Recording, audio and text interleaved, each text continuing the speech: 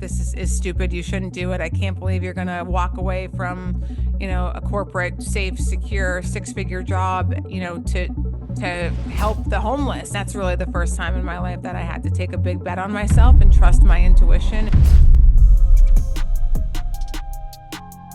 This actually isn't a running club. Running is the vehicle that we are using to create community and to create positive change. Nobody runs by themselves. This desire for a sense of belonging, to be seen, to be appreciated, to be loved, to be valued. And that's exactly what we were doing through this community. Your dad comes home from work early. What happened next? Geez, no small talk, huh? I've had a pretty normal kind of home life and whatever. And like that day, everything changed. Show people what's possible. Like that's how people show up and accomplish extraordinary things.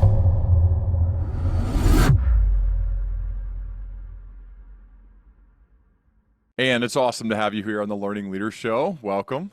Thank you very much for having me. So I want to go back to a pivotal moment in your life, okay? You're 16 years old, and you got a difficult dose of reality that made you question everything. I believe this was a Friday in July before your sophomore year in high school. Your dad comes home from work early. What happened next? Geez, no small talk, huh? No. Yeah, so I grew up in North Dakota, and that day is very vivid for me, but that's the day that we all found out that my dad was a gambling addict. And yeah, very difficult to accept that, understand even what that meant. But I knew my mom was angry, and she had seen my dad go through some addictive battles earlier in her life and his life, and of course my life. So I never saw my dad drink or do drugs. So that all happened before I was 5. And thankfully my dad's been clean and sober for about 37 years now and never seemed to have that struggle again. But my dad's addictive behaviors didn't go away, and gambling is where he put that energy into, in our teenage years. So yeah, that was like it, Ryan. Like I thought I had a pretty normal kind of home life and whatever. And like that day, everything changed. My mom asked my dad to leave, and he never moved back in. And I spent those years being really angry at my mother because she took away my dad. And I had a lot of sympathy for my dad. I also felt like he needed help and support. And I just tried to help and fix him. I was not successful in that effort. I just couldn't understand why he couldn't quit, and if you don't have a lot of experience with addiction, especially as a kid, it is a really hard thing to understand why you feel like your father is choosing to do something that is seemingly keeping him apart from his wife and him being at home with us. So yeah, it was hard. And I think if that didn't happen, I'm not sure the trajectory of my life would have went the way that it did. What do you mean? How so? Well, that caused me a lot of pain. And when you have a lot of pain, it becomes fuel, right? You almost need to heal yourself at some point. And so for 10 years of my life, I frankly thought I'm just going to make my life as perfect as possible so that I don't ever have to deal with this pain, and it's not going to affect me. And I'm just going to go on and be super successful in my career and get married and have 2.2 kids and have a big house, that like, I'm not going to let this matter. And, 9, 10-ish years later, I just felt so lost. The thing I was chasing really is not something I wanted. I just was sort of after this societal perfect life. And I was really depressed, is kind of a heavy word because I don't want to over embellish, but I was definitely lost and frustrated. And I didn't know what I wanted to do with my life. I still felt like I was pretty angry. Like my mom and I continued to have a pretty tumultuous relationship over that decade. I wanted fulfillment. I wanted purpose. I wanted answers. And when the cuts run deep like that and you haven't healed yourself, you become really motivated at some point to try to make it all make sense. And so when I was 26 living in Philly, I was a runner, Ryan. Like I actually started running during my dad's addictive, gambling addiction. It really helped me. I felt like it gave me some sort of guidance in my life. And I really continued to, I frankly became a prolific runner. Like I was a marathoner running every day. And when I was in Philly, I ran by a homeless shelter every day, and I never paid attention to any of those guys I saw.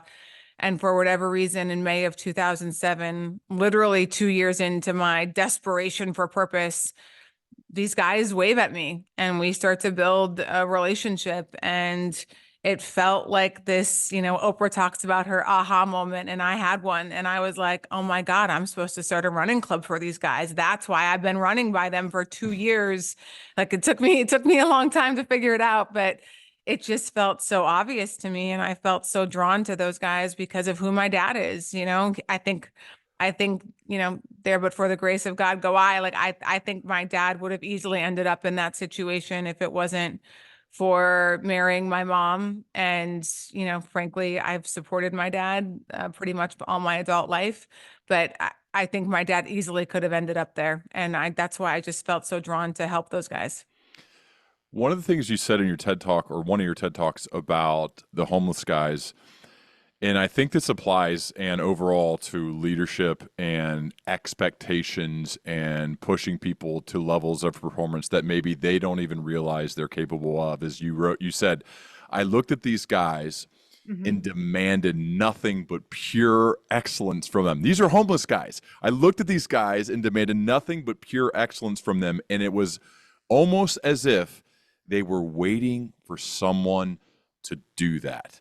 Can you take me back to that moment where you demanded excellence from people that probably nobody in the world had ever demanded really much of anything from, and you said, no, I'm going to demand excellence from you, and how that lifted their levels of life, of performance, because you believed in them and almost demanded that of them?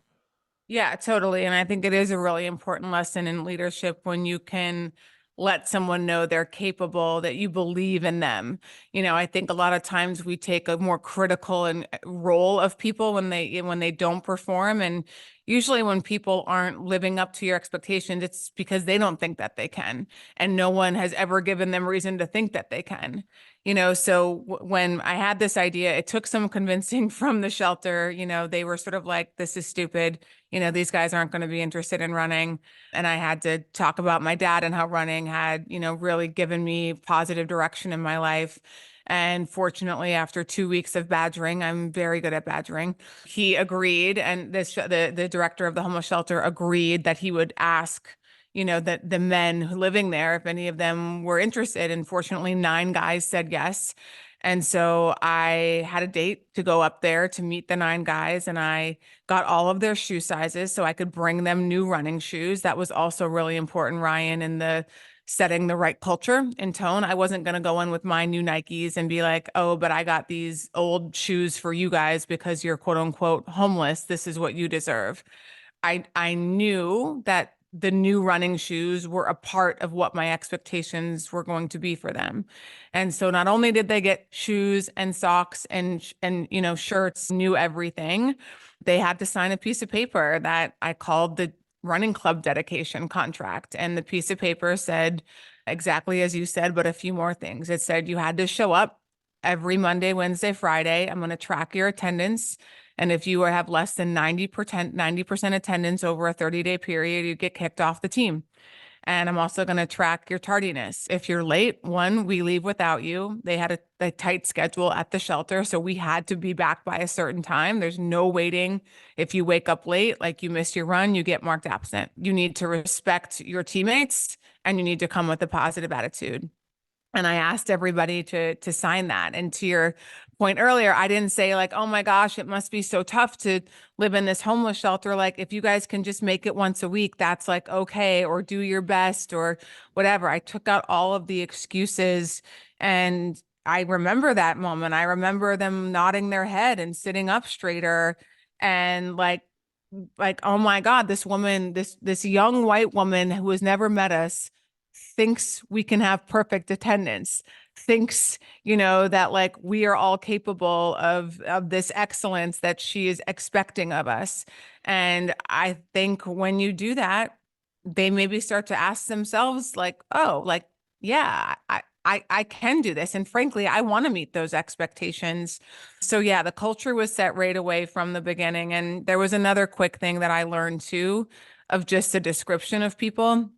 A lot of times we talk about people and we say homeless men or homeless person. I really corrected myself earlier and it was like, no, that's a person experiencing homelessness. This does not define them. And the more we call them a homeless person, the more you are reiterating the unfortunate stereotype that comes with being homeless at that point, that you're lazy, that you failed, that you're dangerous, that whatever. And I didn't want their identity wrapped up in that.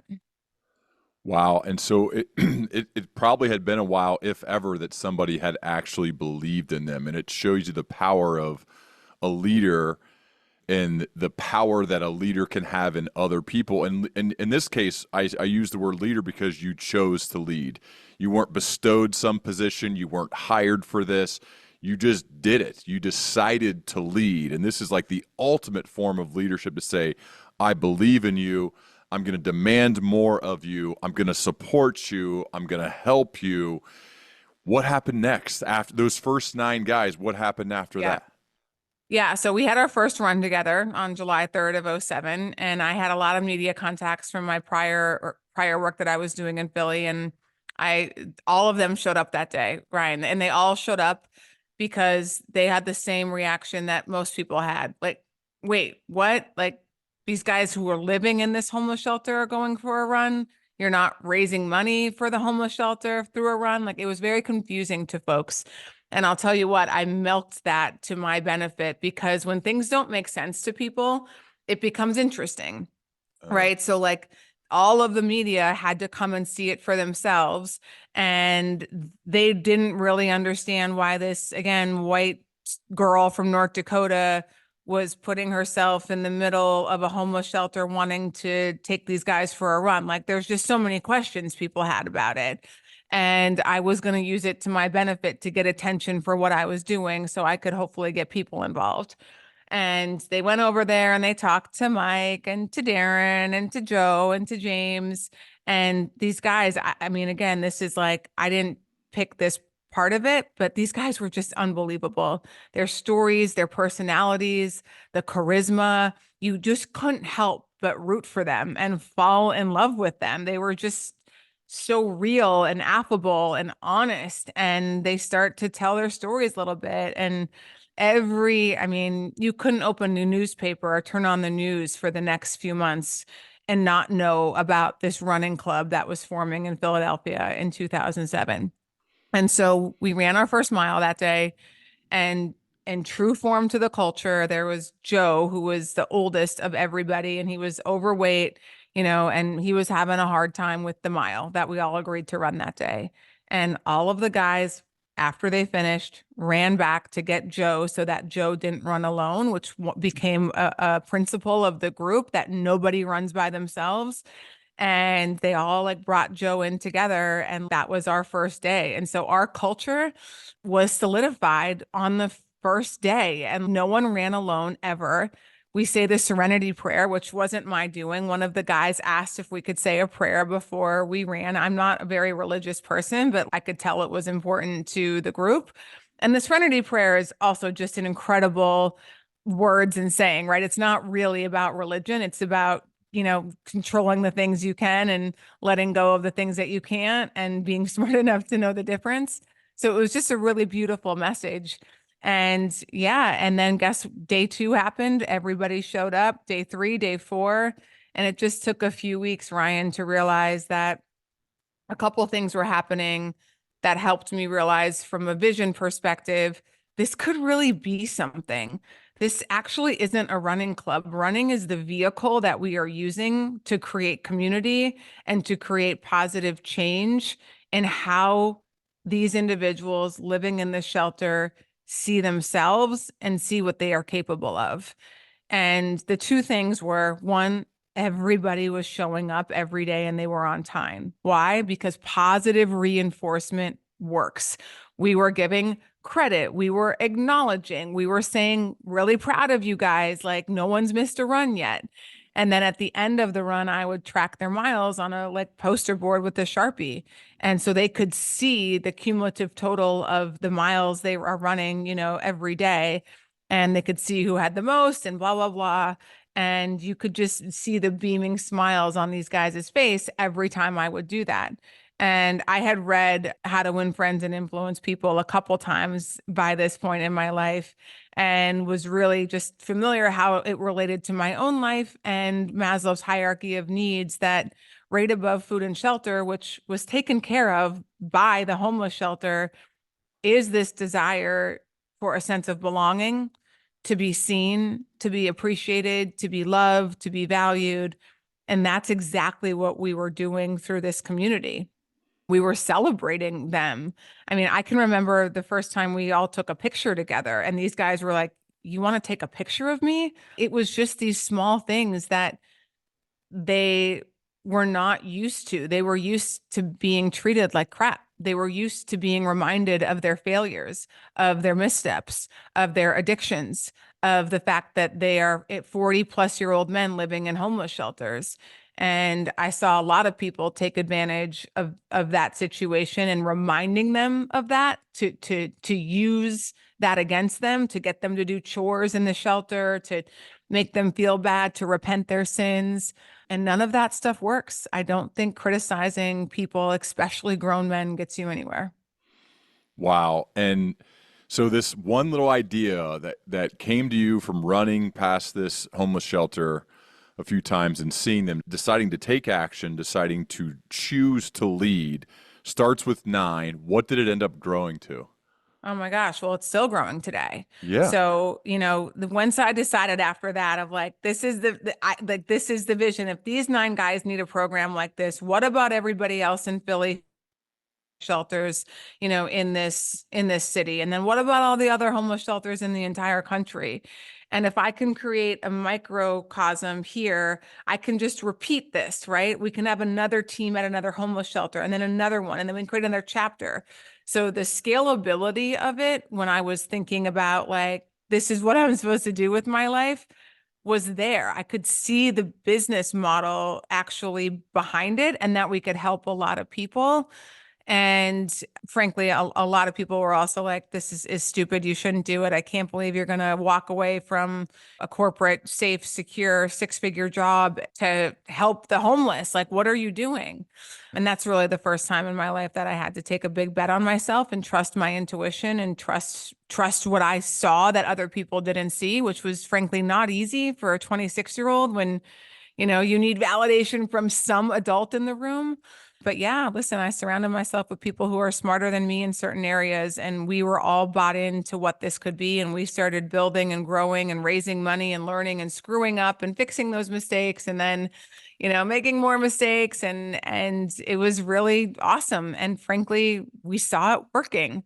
And so the organization just kept growing. We kept opening up in new cities. We were raising money entirely from corporations and individuals and events that we would put on. I found the runners in companies. So like executives who would run in companies were my target market for fundraising because they understood what I was doing. And then we got their employees engaged and yeah, grew it to 12 cities in 6 years. And then I think it's in like 15 or 16 cities today. But yeah, it's still fully functional, operational. I think there's like a $9 million budget annually. And it really works. And it's a good lesson for any individual, corporation, anything, that if you want to make change, you first have to help the people understand they can change. And you can't force it upon somebody. They have to see it for themselves. And I just think that the positive reinforcement and the belief systems that we can have in our teams and in ourselves and show people what's possible, like that's how people show up and accomplish extraordinary things. Wow. What did you learn? Because we haven't got to some of the other parts of your story that are amazing, but I'm curious about what you learned about building something, right? Because then Mhm. you'd go on to build an amazing company. But from that early first build, what were some of the key learnings that you like, oh God, I messed that up, or we had to figure it out the hard way, that then led to you being very successful the next time too? Well, I'll tell you the things that really worked, and then I'll tell you when we went into the first city of what was problematic. So what worked was when we started to open a second shelter, we were debating of like, oh, do we have everybody meet together in the morning someplace? And I remember thinking we can't do that because it creates another problem logistically. The way that this works is the volunteers go to the shelter. All we need the guys to do, or the women later, because it was just men in the beginning, is show up, get dressed, and come downstairs. And I also think it's a really amazing message that we're going to them, that all the volunteers that we would find, we would pick a location that was convenient for them of the teams that started growing, and that became your home team. And the team name was the shelter name. So there was also a sense of identity, just like a sports team that like Sunday breakfast rescue mission. Then there was, Our Brother's Place and Pine Street. Like these were just the name of the shelters in Philly. So people kind of got really attached to their team and who was on their team. And when we would go to races, who had the most members running and who took first. So that model, both logistically and behaviorally, like made sense. And it was like, okay, what do you need for these things to function? You need a team leader. You need somebody from a volunteer perspective who's willing to show up 2 of the 3 days a week and can be there to really be the cheerleader, the rah-rah person that people like. Personality was really important. You need somebody who's going to map out the runs for the morning, because as the team would grow, you'd have a mile run, a 2 mile run, and maybe a 4 mile run or something. And then the volunteers would get to choose how far they're running that day, because it was like, if we just have a mile run every morning, that's going to get boring for people who are advancing. We need to feel like there's progress. So there was some logistics involved in that. And then we had a volunteer coordinator, right? That we would have somebody manage all of the volunteers. And those were the 3 main roles that we needed for every team to exist. And that was, again, repeatable within Philly. And so when it was time to say, let's bring this to a second city, the one thing that I learned from that was it was hard to figure out what day one was going to look like in a new city. And so raising money was like, oh, we're going to start the program around this date and we're raising money for this. And people I found had a like harder time giving money because there wasn't like this incredible day one. And Marriott was a partner of ours at this time. And so this idea happened that what if we had like a corporate breakfast? We had our first run that day, and we need at least 3 teams, and we need a corporate breakfast that everybody can go to afterward to like celebrate the beginning of Back on My Feet in that city. So that made my fundraising efforts so much easier because I got to go in and say, hey, Ryan, this is what I'm doing. We are opening Back on My Feet on October 12th. My ask, would tell the story and what it is. And my ask to you would be, I need you to buy a table. I need you to buy a $10,800 table that's going to support 5 members in our program. And I need you to bring 9 people who you think are going to be excited about this. And I need 3 contacts. I need you to introduce me to 3 people that I can go and make the same request to. And I batted 1,000 because the batting 1,000 was I would only go meet with executives who were runners. If you tried to connect me to a marketing coordinator, I wouldn't take the meeting. It was a waste of my time. There was no way that that person had the authority to make the sponsorship or donation. I had to meet with an executive, and I needed to make sure they ran or they worked out or something because they really got it. And that became easy. Then it was like, cool, the first meeting in any new city that we go to is Marriott. I need Marriott to give me a day that they'll host a breakfast for us in kind. And that's the date that we have to be ready by. And then my program director would be responsible for getting the shelters signed up, on board, find the members.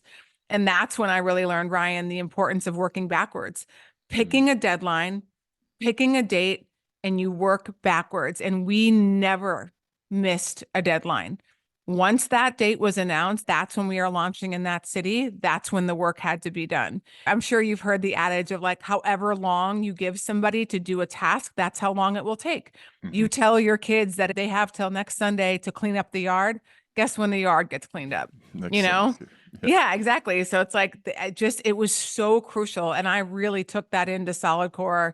And I know we'll talk about that, but that is how I was able to build that business to 100 studios in 9.5 years with COVID in between, is because working backwards, deadlines, and we didn't miss a deadline. So, okay, perfect transition to SolidCore, the business that you've built and very quickly and sold. But I'm curious about the beginnings of things. Mm-hmm. So, what led you to come? Like, first of all, for those who are listening to maybe that it isn't in their city or they don't know about it, what is SolidCore and what was the original idea for SolidCore? Yeah, so SolidCore is a boutique fitness concept that focuses on athletic Pilates. Athletic Pilates. It's a 50-minute class, and it's unbelievable. It's the best workout I think there is on the planet still. But we're a brick and mortar fitness concept that is in 130. We have 130 locations at this point, but it's all group based. You can only come in and take a class. So for those who know SoulCycle, SoulCycle did it with a bike. We did it with Pilates. Got you. Okay. And so what was the initial idea by you to say like this is a thing I want to start, and then what happened at Mhm. like the very beginning of it, like the first location? How did you get it going? I know you were pretty cash flow positive rather quickly. Like how Yeah. did that part how did that work? Yeah, well, I think just to close up the back on my feet chapter, I guess, 6 years in, I sort of felt like it was time to do something new. I mean, I was opening all these new chapters, Ryan, and like I was like, okay, cool. Like I've built the model, right? I showed that you can open multiple of these in a year. I have $1 million in the bank. I have a board. I sort of had felt like this is just rinse and repeat now. Like you guys can just keep growing it. And I began to feel like it was time for my next chapter. And I hate to break it to people listening, because how I felt when I started back on my feet was like, I found my purpose. I found the thing I'm supposed to do. And I thought I was only going to have to do that once. That here it is. I'm 26. This will be what I do the rest of my life. But just like a lot of things, we grow and we want different things. And for me, I started to feel maybe this isn't my whole book. Maybe this is a chapter and I have a next chapter. And gosh, I think I'm pretty good at this entrepreneur thing. What could my next thing be? And those voices didn't go away. I tried to tame them in the beginning because I was scared. And I felt a little selfish, honestly, that my life is pretty amazing. It's totally filled with fulfillment. I get to help people. I was making good money by then. And so I just sort of felt like I need to push these feelings down that's telling me to go do something else, but they didn't go away. And then I felt a little bit like a fraud, that here I'm telling my members and everybody at back of my feet to push, to grow, to challenge themselves. And I need to lead by example and do the same. And so because I felt back on my feet was in a really stable place, and I was going to turn it over in a really great spot, I sort of felt that that was permission for me to open myself up to what could be next. So I was in Los Angeles opening back on my feet. And I saw this Pilates studio. I didn't really know it was Pilates. I saw these machines and I saw this pink wallpaper, and I thought it was very LA looking. And I thought it was cute. I'm like, this will be cute. I'll go take this LA workout while I'm in town. And I thought it would be so easy because I considered myself a pretty decent athlete. And it wasn't. It was so challenging. Not only was it confusing in regard to why it was challenging, because we really weren't moving that much. We weren't jumping, we weren't pounding. We were moving slowly on a resistance-based machine. And I was sore in every place that you can imagine the next day. So I was like, what was that? This is insane. I need to do it again. So I found Pilates in New York. I took a class there. I started to take class and my body transformed. And literally within like 30, 45 days, muscle tone, I felt better. I just looked better. And I was sort of like, no one knows you can work out like this. And oh my God, this is my next thing. Look at the business model. I knew how much I was paying. I did the math on, the number of classes there were, the number of people in classes. And I'm like, this is an amazing business model. And I didn't think anybody that I knew of, at least in my little circle, was doing it well. I thought this is something that I can scale because I can open many of them, which was important for my next thing. I didn't want to just open one. I wanted to build something big. And so I just felt, and this is really important for entrepreneurs or anybody considering starting their business, I felt like my talents and my skill sets perfectly matched up what the business needed to be successful. It needed personality. It needed excellent branding. It needed authenticity, right? Like I'm take this workout all the time. It needed community. And of course, it needed like good back end business operations, like every, business does. But for those main forward facing things, those were the things I was really good at. So once again, I felt like I was the perfect person to start this type of business. Am I the perfect person to start like a tech business? No, I'm not. My skill sets don't lend myself to that. My skill sets are forward facing. Let me build a branded community consumer experience around fitness and health, and I will crush that because that is a big part of my life and who I am and what I know how to do. So you were thinking big, not like from the very beginning. You weren't like, let me just get a good store, like a good location, and hopefully this first one goes okay, and then maybe we'll get to a second one. I don't know. We'll see. You don't strike me as a person who thinks that way. You're thinking like, let's go. I'm going to get the first one, and then the second and third and fourth and fifth and sixth, like, let's go. I'm going to make this thing big. Yes, I never ever, and there's nothing wrong with anybody who wants one restaurant, a coffee shop to don't get me wrong in that. But I knew for me, I wanted to start something that I could scale. I love that portion of it. I have a high risk tolerance. I get bored quickly. And frankly, when I find something that I love, like back on my feet, when I'm like, oh, I can help a lot of people if I just get the model right. I felt very similar, Ryan, about SolidCore. Like I knew that there were going to be a lot of very grateful women, particularly women, people in general, but women, if I could just build this thing, because I know that if I struggle with body image and feeling strong and feeling confident and hadn't found a workout that lended itself to helping me develop in those areas, I knew that there was a lot of other women in the same boat and category. And I still get messages today, right? SolidCore has changed people's life, confidence, body composition, injuries, you name it. But the best part for me is that women have fallen in love with their strength. And that's just an awesome feeling. So I feel really great about how I've made my money. I've made my money by making people happier, healthier, and stronger. And that's just a pretty awesome feeling. So there's one thing, and to want to build something big and scale it. It's a whole other thing to actually do it. So if you think back to first one going well, then the second, like how did you actually execute to bring this big thinking to actually make that big thinking a reality? Same sort of thing with back on my feet, right? Every studio needed to be self-sufficient. And that's what the model, because it's like, here are these four walls, right? Everything that works inside these four walls can work inside another four walls. And so, yeah, I mean, Ryan, you mentioned it earlier, but I had my first studio open and within 2 to 3 weeks, I was already negotiating my second lease, where most people are like, I'm just going to see how it goes for a year. And I was like, I got momentum. The studio was really full from the beginning. I did a hell of a job, like constantly pounding the pavement, promote. I mean, this was 2013. So Facebook was around, but Instagram was still really early and social media just wasn't as prominent as it is today. I was doing anything and everything because I went all in. It was all my money. I didn't have a plan B. And I liked that feeling. Like that's a really important feeling from an entrepreneur, but I knew I had to make this work and I knew I had something special. I just had to make sure people knew about it. So I had press contacts. I got a nice feature in the Washington Post. I went to the DC Triathlon to promote it.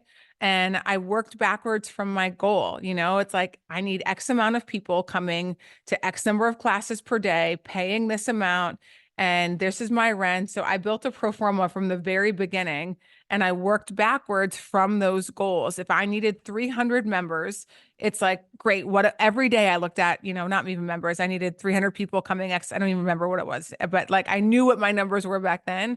And every day I'm looking at these things and knowing, okay, I'm ahead of schedule by 20 people or 20 visits. What do I need to be doing? What's working? Do I need to run a promotion? Do I need to say, bring a friend? Like I was so laser focused on the numbers. And so, yeah, when the second studio got open, I could see pretty quickly how imperative my coaches were. And the coaches that were doing really well, it was personality, personality, personality. So I really was mindful on who I brought onto the schedule and the consistency in what we delivered. I mean, we were also having to educate a lot of people on this new way of working out, which can be frustrating. So I had to balance that with making sure people felt so welcome in the studio. They heard their name. If you go to SolidCore now, you will hear your name all through class. It is a key part of the branding and the experience, and that makes you feel at home. I also learned that at Back on My Feet and how to win friends and influence people. The most important word in any language to somebody is their own name. And I wanted to make sure that people felt seen and important over and over and over again when they were at SolidCore. And saying someone's name is a big part in doing that. So yeah, and then it was just like, okay, cool. Repeat at studio 1, then studio 2. And then once I got to 3 and 4, then I needed help so I could elevate. I hired someone to handle all of the scheduling, right? So you have to build a schedule every month. The scheduling, the coach's availability. So it's like a big puzzle piece, takes a lot of time to do that.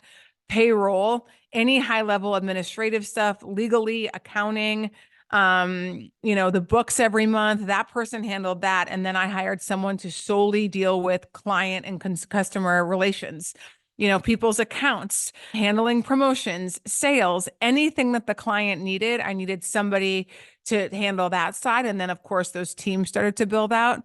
And then what I did as a leader, and this is my job as a leader, is I have to say, okay, how do I elevate myself? What's the best use of my time and energy that's going to serve the business financially? And it was negotiating the leases. You're negotiating 10-year leases. That's a lot of money. And if you get that wrong, if you don't get enough tenant improvement dollars in the beginning, all things I had to learn. If I didn't have enough rent abatement, so, rent abatement is the amount of time you don't have to pay rent. And a lot of these landlords didn't want to give that to me because I was very young in my business and they wanted really heavy security deposits. And so I met in person with all of my landlords, making my case, telling the Back on My Feet story, letting them know, like, I am the most ambitious person you are ever going to meet. I am not going to fail. Here's what I need. Here's why I need it. And then I would ask the landlord what's important to them. And I would listen to them. And then I would say, okay, like, how can we make these things work together? Can I sign an 11-year lease? Can I make the rent more expensive in years 7, 8, and 9 so that I can have the first year to grow the business? Whatever I needed to do, but that was the most valuable way for me to spend my time, were the big ticket expensive items that could have crippled the company. And then of course, with my team, building community and culture. Wow. I feel like if you want to get something done, call Ann, right? Yeah. Like that's just the feeling I get from, like, you'll find a way, you'll figure it out. And I think I'm wondering, is that a skill you've developed or have you always had it? Is it a combination of both? Because I just get this sense of you want to like figure it out, you want to get it done. Just call Ann and she'll find a way. Well, you'll figure it out, Ryan, if it's important enough to you. And this is what I also learned that I never actually figured out until years afterward. People would ask me a lot when I actually walked away. So I had this massive job at Comcast that I had just gotten hired for, right? 26 years old. This was a while, almost 20 years ago now. Six figures, benefits, stock, it was the epitome of like what we are sort of told to go for as, you're growing your career.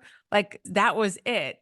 And I called them the day before I was supposed to start and was like, I can't take this job. I'm really grateful for the 6 weeks and the opportunity, but I found what I'm supposed to do with my life at back on my feet. And I have to make a run at this. Like I'm going to regret it the rest of my life if I don't try. And I had so much momentum already at that point that if I didn't go all in, the moment was going to pass me by. I just knew it. And what I had realized is that wasn't so scary for me because I had actually been taking risk my entire life, just in smaller forms of it. Like I moved away right after high school to go to college.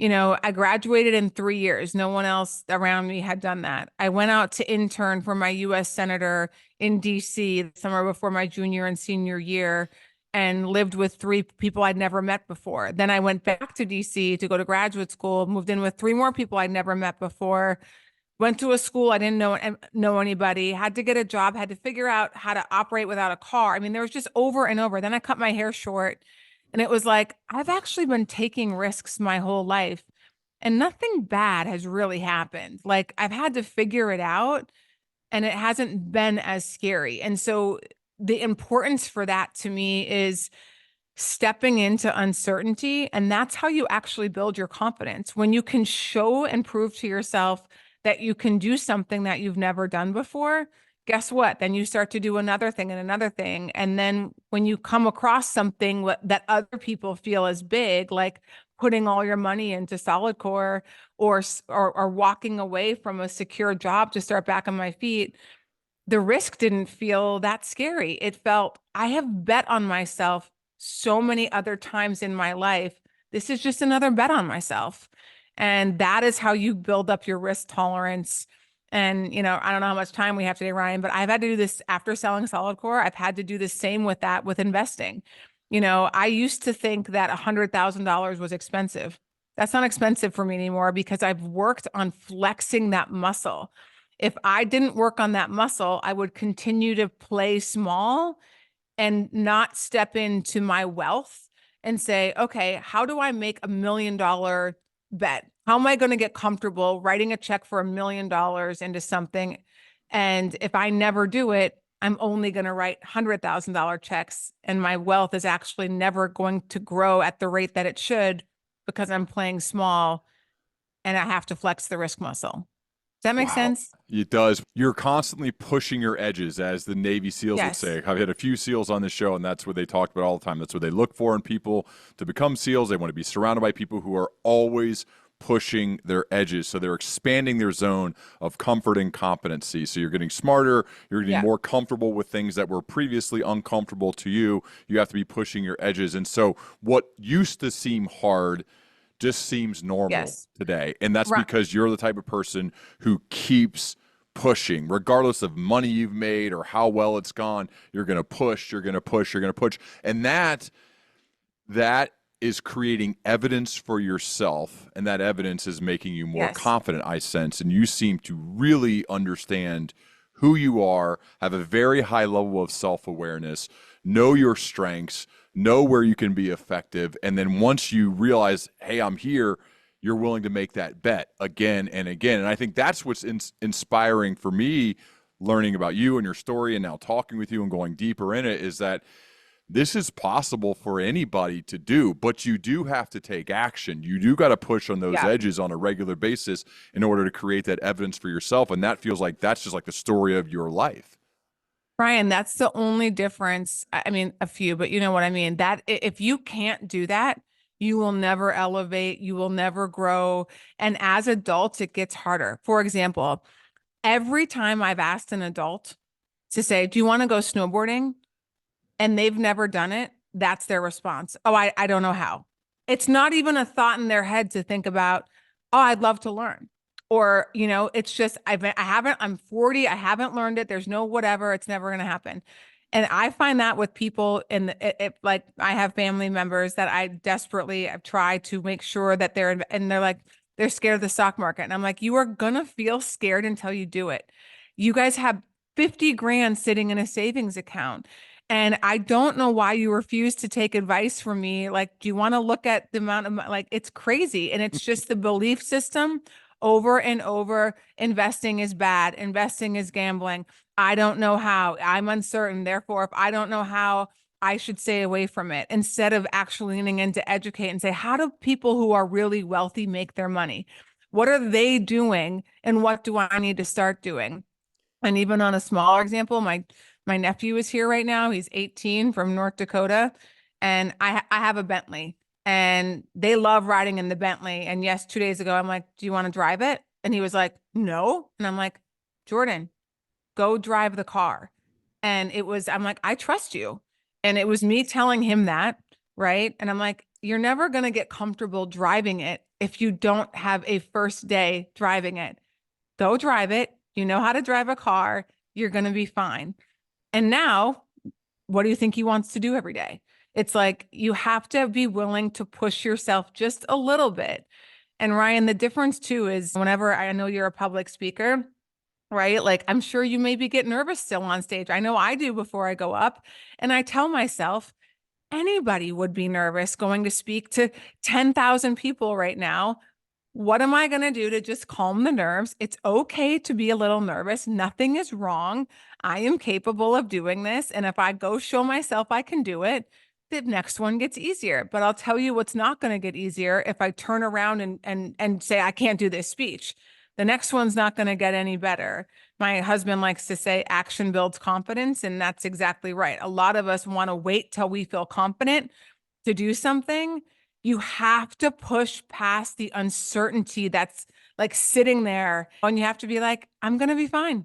I'm going to do it anyway. And whether that goes for a new physical skill, wake surfing, snowboarding, driving a car, making an investment, cutting your hair off short, anything. And I always tell people, when they feel like they have a low risk tolerance, go out to dinner by yourself. Have you ever done that? No, that's your first task. Just do these little things what's the worst that's going to happen if you go to dinner by yourself and sit at a table without a phone? Do you think people are going to throw things at you and think that you're a loser and don't have friends? I don't know what it is, but you need to work through that sort of sense of insecurity. Otherwise, you're never going to be able to take a big risk. Whew, so good. So the exit from SolidCore, which then led you into what you're doing today. How did that all shake out? How did you sell? Why did you sell? I'm curious to hear about that part. Well, I always wanted to sell. Like, there's articles back to like 2015, of me saying that. And that's always been the plan, because I don't think, only thing that I really want in perpetuity in my life right now is my commitment I made to my husband to be married. Everything else from an experience standpoint, I think should have a beginning and an end. And a lot of times ends end up tragic, right? Like, think of breakups, think of someone getting fired, or they get to the point where their health is so bad and they have a heart attack and then they make changes. I just really don't operate that way. I want to be in charge of my beginning and my end as best as I can. And so, knowing that at some point I wanted to move on from SolidCore so I could have whatever my next chapter would be, I needed to make sure I was making the right plans and putting those things in place, right? So I raised private equity money in 2018.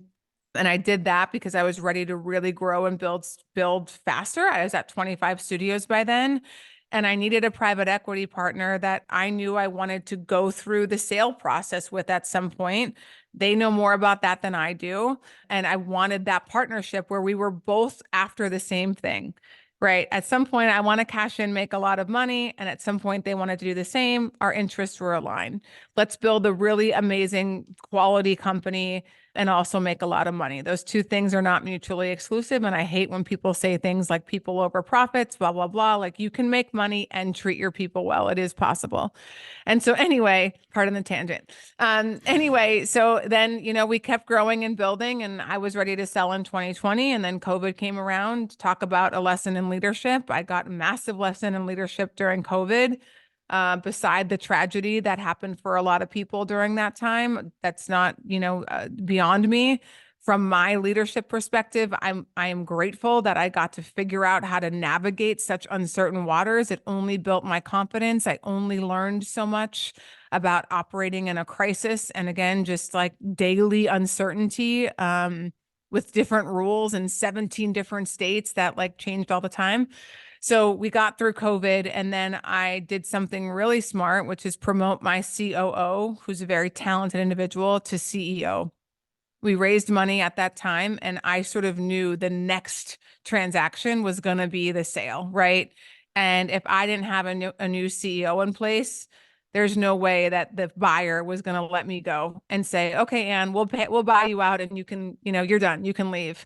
I had figured out how it worked at that point, and I was going to have the golden handcuffs, and they were only going to pay me my equity if I stayed for 2 more years and operated and performed. And I just wasn't going to do that and work for my company for somebody else.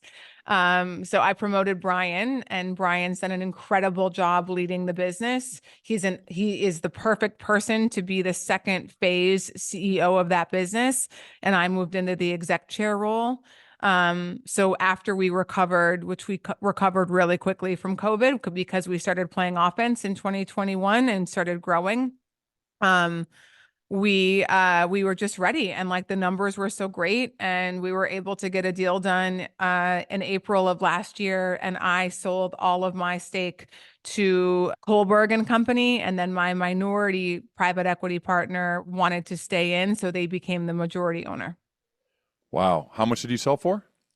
In total, because I took money off the table every time, was close to 90 million. And I negotiated a nice little payout, not equity based, but just payout on the next transaction as well. Good for you. That is so awesome. Thank you. It's just an amazing story of building and understand and like having a goal, working backwards, and then just being relentless in your pursuit of it, which I think is a word that seems to accurately describes you. Yeah. And Ryan too, it honestly became easier when you have the goal. Anything that was in support of the goal was on the table. Anything that was a detraction from the goal was not on the table. And I'll give you a quick example of that. In COVID, when every fitness company was like changing and going online and virtual and blah, blah, blah, and investing so much money in that space, we did some virtual classes, which was a low lift, but there were people that were legitimately changing their business models to be virtual. And I remember looking around at my team, and I'm like, no one here has any idea how to run a digital media platform. We are not set up for it. And I think if we're being honest, this is a moment in time, and we are not going to change our business model for a moment in time. I truly believe, just like after 9/11, do you remember 9/11? Oh my God, no one's ever going to fly again. It's like, it's no different than the stock market when there's a bad day in the market and everybody sells out of fear. The average person is so fearful of fear and the unknown that they make silly decisions like that instead of just like, it's going to pass and we are going to get through it. And what do we need to do to get through it? For us, it was negotiating crazy with our landlord so we didn't have to pay rent, and we had some cash in the bank, and it was staying the course. And we raised money. We did a raise end of 2020 and closed it in February 1st of 2021. And we opened 11 studios in 2021 when most people were still either reopening or shuttering or whatever. And we're like, go to offense. And where do you think we opened studios? Red states. We were like, at least we know we can run them there, because California and, some of the more liberal states were still like opening and shutting businesses. And so we said, we want to open there, but we need to be more patient, get more open in Atlanta, get more open in Florida, get more open where we know we're not going to be shut down, because they've made it pretty clear that they're just not doing that to businesses. So we got a really leg up on a lot of the competition. And then of course we, opened another 25 in 2022 and another 25 in 2024. So we've just like completely surpassed anybody in our space. And we just are the number one player in the Pilates space now. Well, it's just a good lesson too when people are fearful. You just got aggressive, but you actually did it. It's easy to say that. It's very easy for us, and it sounds cool to say that. You were literally living that out when there was a lot of uncertainty, a lot of doubts, a lot of scared people, and you said, everybody's scared, we're going on offense. Everybody else is playing defense, we're playing offense, and look what happened. And I think that's bold, that's inspiring, and it's also a great story for us to learn from when we think about the next uncertain moment, which could be tomorrow, which could be today. It's going to happen. We know with certainty, there will be uncertainty. There will be moments when people are scared, when people are going to play defense. And that's a sign, especially when you listen to your story, to say, how can I go on offense? What can I do to go on offense when everybody's scared? Because this is a time to really make it. And obviously your story is evident of that. Well, and Ryan, it's not just offense. The other thing I always ask myself, am I playing a game I can win? Can I win that game? And I knew I could win that expansion game because it doesn't take long to get a SolidCore open. We were going to get really great real estate deals. And if people were going to come back and feel safe in COVID, you're on your own machine in a SolidCore. You're already close to 6 feet apart from somebody, so it's like, if any place people are going to feel comfortable, it's with us. And so we are going to double down and like get money spent, advertising, branding, and it really paid off. So we weren't, that's why I wasn't going to go to the digital media perspective. Like, I can't win that game. And so I'm not even going to play. I love it. And one more question. Let's say you're speaking with somebody earlier in their career, maybe like a recent college grad, and they don't fully know what they want to do, but they do want to leave a positive dent in the world. What is a general piece of life/career advice you give to that person? Yeah, same thing we've been talking about. So I'll even break it down further, right?